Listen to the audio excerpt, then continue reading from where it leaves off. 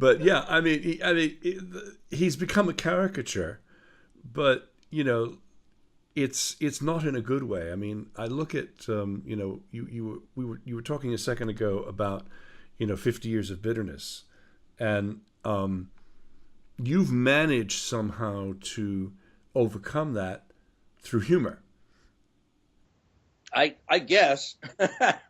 I mean, How is it? I mean, it must. Is it motivation? Is it pain? Is it? I mean, I'm trying to understand, where does the humor come from? Is this how you fight back, or is this something that you just do because it's inside you and needs to come out?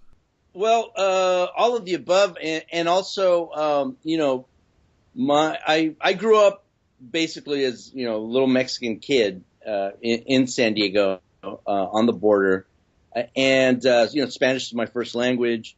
I grew up watching television dubbed over into Spanish, watching American television, and then I consumed everything, English and Spanish. So it's a very Mexican thing to kind of laugh at tragedy. I think Mexicans are very good at political satire and satire in general.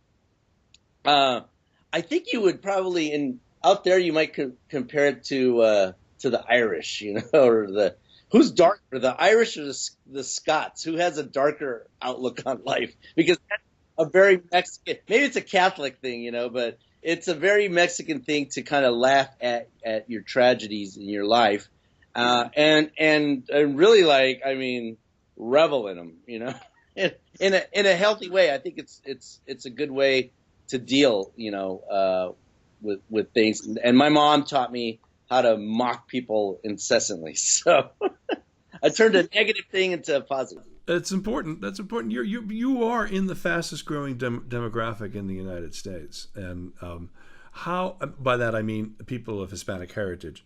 How important is it going to be? I mean, I've watched, like, for example, the autopsy that the Republicans did after the 2012 election. They, needed to get to a certain point, and they're not even going to get close to it this time around. They're already starting several points behind, just in the simple fact of demographic growth, political growth. Where exactly are they going to be 5 years from now? Wow. Yeah. Their strategy is a losing strategy, and they knew it last election, and they just kept going. So couldn't have happened to a nicer bunch of guys. I'm okay with it if they fade into obscurity, but they're going down swinging, and it's not cool. I don't know if you know what Bill Maher said, the comedian, about how in California we got rid of the variables. I think he said, as far as getting rid of the Republican Party is practically non-existent as far as a force in California. You have two Democrats running for the U.S. Senate, do you not? Yeah. The Republicans didn't even make the cut, and it's overwhelmingly Democratic. We're doing great. The economy's doing great. We're actually kind of reflecting the American immigration situation right now, where it's with Mexico, where it's kind of net zero. I think I heard more people are leaving California than coming, but can't tell by driving on the freeway here. But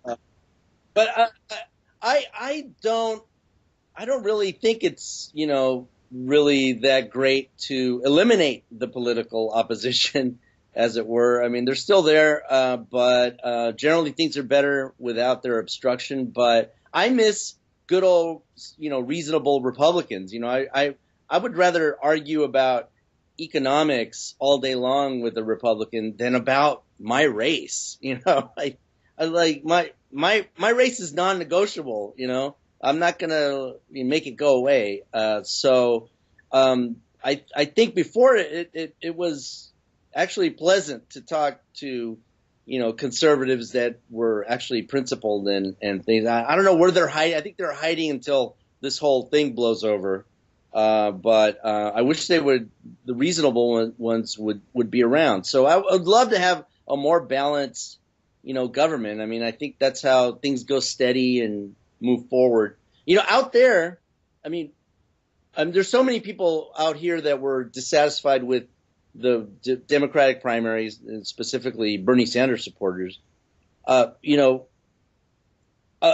it would take moving mountains for 100 years to switch our political system from the binary to something more European and multi-party. But do things get done faster regardless out there because of the multi-party, or it just seems like more people are arguing with each other? Right now, yes. I mean, in the good old days, you used to actually have coalition governments where parties were forced to work together. But I don't see that coming for any time in the near future. And even within parties, it's just like what you're seeing with the Republican Party. They're very polarized and split, and there is no middle ground anymore. I mean, echoing what you just said about wishing that there were some logical people with whom you could have a conversation with on the right.